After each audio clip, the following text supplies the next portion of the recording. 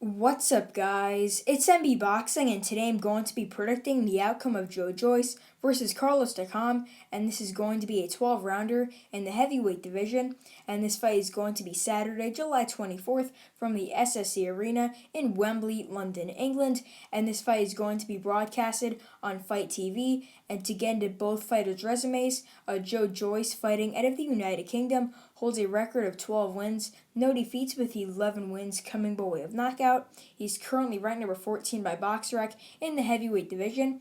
And just to list some of his best victories, his one lone decision victory came over Brian Jennings, and that was a defense of his WBA gold title, and since then he vacated that belt. But his other victories come by knockout, and they come over Iago Kaladzic, Lenroy Thomas, Joe Hanks, Alexander Ustinov, Michael Valish, and Daniel Dubois. And in my opinion, his best victory is definitely Daniel Dubois by knockout, and that happened in November of 2020.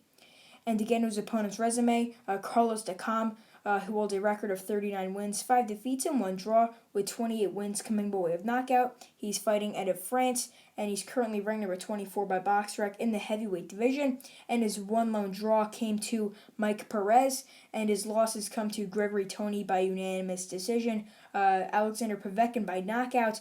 He's also lost to former world champion Joseph Parker by unanimous decision, and he got knocked out by Anthony Joshua for the unified WBA and IBF heavyweight world titles.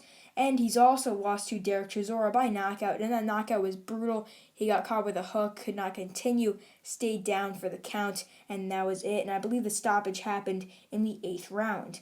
And just to list some of his best victories, they come over Jerry Forrest by unanimous decision, and that was actually his most recent victory in July of 2020. But he's also got victories over Tony Thompson by unanimous decision. He's also beaten Franz Botha by knockout. He's knocked out Michael Grant as well, and he's got a knockout win over Sinat Gashi.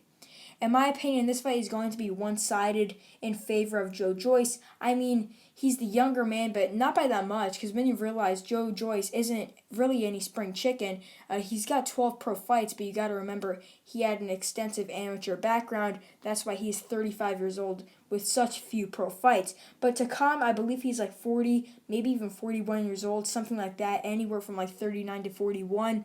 But he came in really, really good shape for this fight. I saw him at the weigh-ins. He had a 6-pack of abs. This is like the best shape I've seen Takam in a while. The Joshua fight, he came in more bulky, and same with his last fight against Jerry Forrest. But the year layoff, maybe it helped him to get in shape-wise, but who knows if he's going to have some ring rust in there. But he is fighting the taller, the stronger, and the younger Joe Joyce, and I just really see it being a bad night for Takam.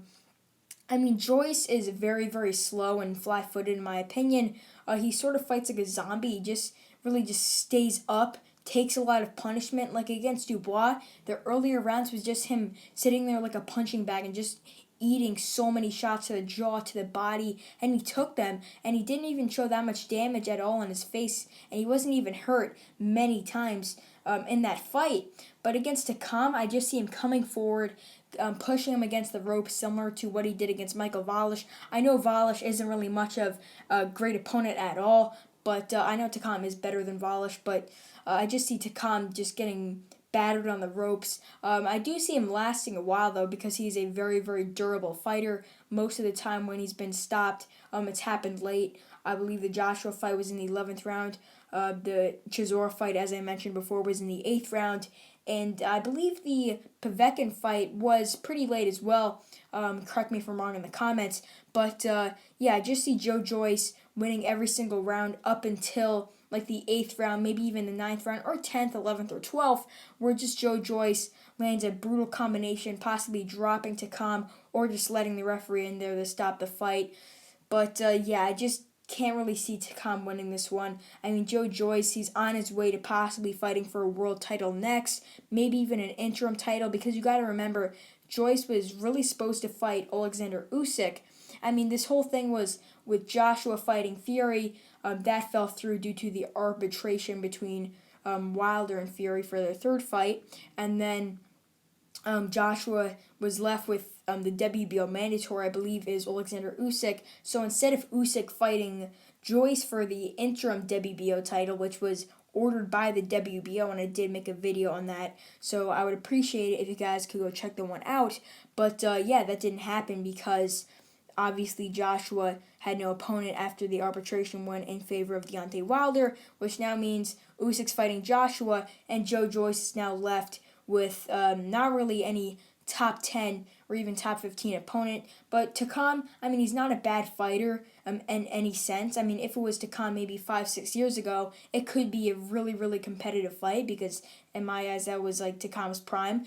But now, at roughly 40 years old, I believe so, I just can't really see him winning at all. Therefore, as I said before, I believe Joe Joyce will just dominate throughout the fight and get a late stoppage. And the stoppage, as I said before, will happen from round 8 to round 12. So overall, I believe that Joe Joyce will defeat Carlos Takam by knockout, and the stoppage will happen between rounds 8 to rounds 12.